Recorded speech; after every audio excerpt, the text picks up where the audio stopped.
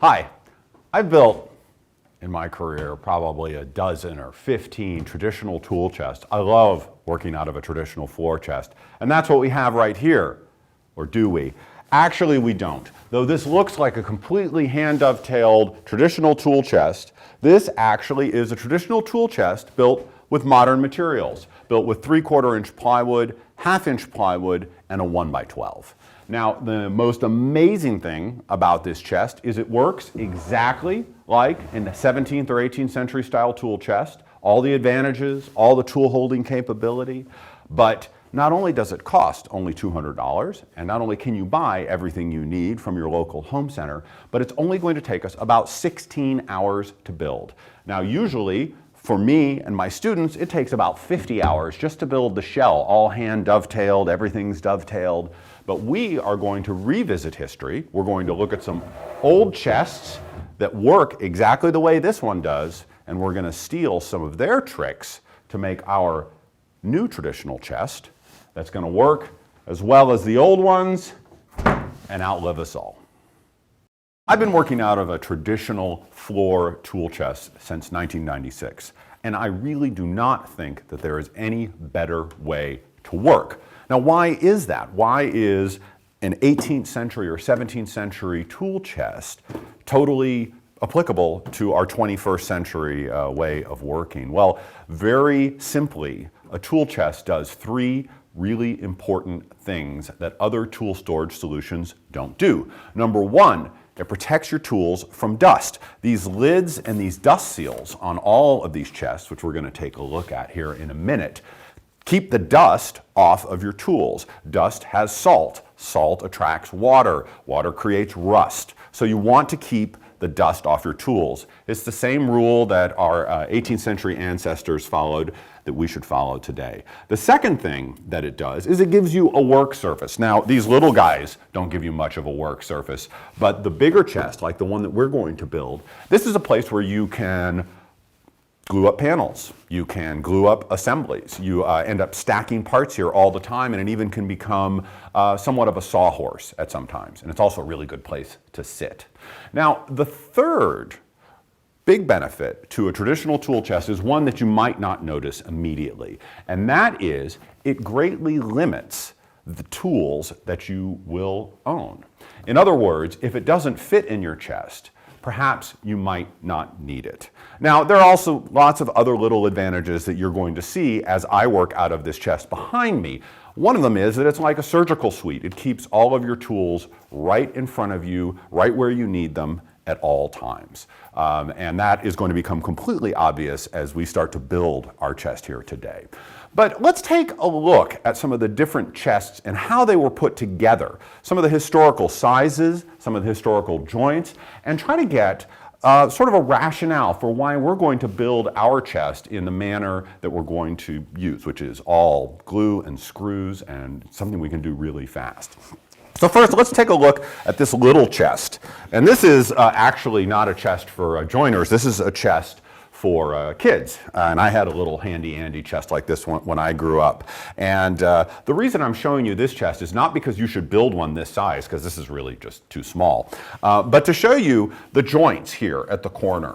And this uses a finger joint. And in a traditional, 17th or 18th century tool chest, the joiner would use, an interlocking all-wood joint, either a dovetail or later on, when machines became much more available, they would use a finger joint like this. So that is one very traditional approach, and I've built dozens and dozens of tool chests using that joint. You'll also notice up here at the corner of the dust seal that there's a miter, and I hope you can see that there, that miter is really quite open. And that's not because the maker was a bad maker, but because the miters generally tend to open up.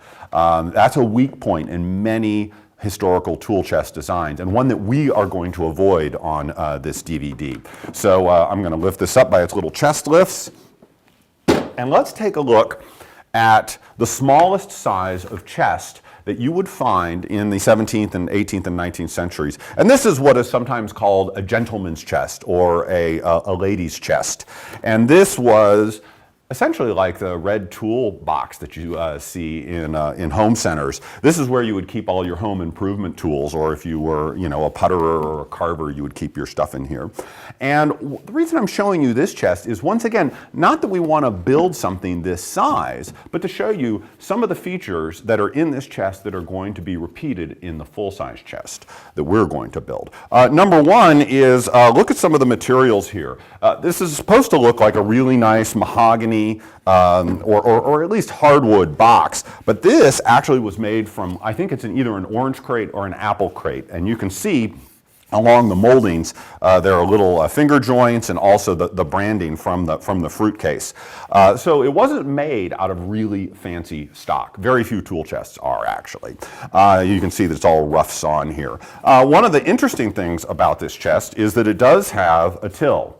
And the chest that we're going to build is going to have 3 tills that slide back and forth, which are a really nice feature to have. But this till is not dovetailed. It is simply nailed here at the corners with little dividers, and once again, some really rough kind of rough wood.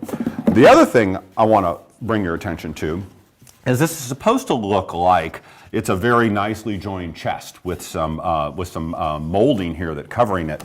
But this is actually just all nailed together scrap material with some little bits of this orange crate nailed on it to make it look nice. So really, this thing was built by somebody who was either in a really big hurry, or they didn't have a lot of traditional joinery skills, but they produced something that looks really nice. And the important part to really think about here, or the important thing to really think about here, is this chest has really lasted a long time. This is at least 100 years old.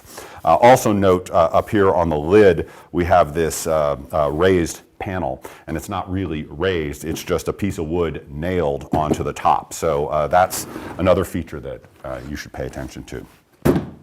So here we have a real joiner's tool chest, and this one was from a farmer, and we know it's a farmer for several reasons. But once again, he or she also had a fake raised panel nailed to the lid, which looks really quite nice, actually. It caused the top to split, but that's no big deal.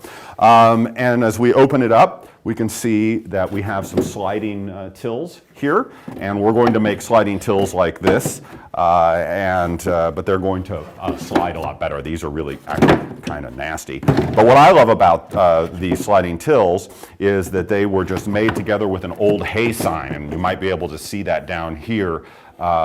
So it said baled hay for sale, and the farmer cut them up and nailed them together, and that made his tills.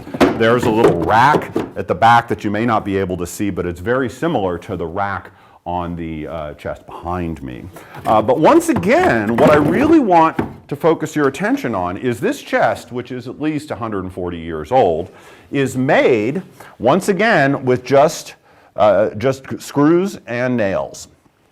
Not a single dovetail on this entire chest. And this chest has lasted and lasted and is still in really great shape. So I would like to make the case that if you don't have the time for dovetails, or you don't have the skills for dovetails, you can still have a traditional tool chest that's going to outlast you and your children. And that's what we are going to be after today. We are going to build a chest that is very much like this one, but scaled up a little bit in size so that it's more like a traditional 18th century joiner's chest. This is more of a farmer's chest, or something that would be taken on the road, perhaps like thrown in the back of a carriage. We're gonna scale it up a little bit, we're gonna add some tills, and we're going to make something that is going to look every bit like a traditional 18th century chest, but you're gonna be able to build it in only 2 days. So now that we understand where we're going, let's talk about some of these materials and the choices that you're going to have when you go to the home center and pick out the stuff to build your tool chest.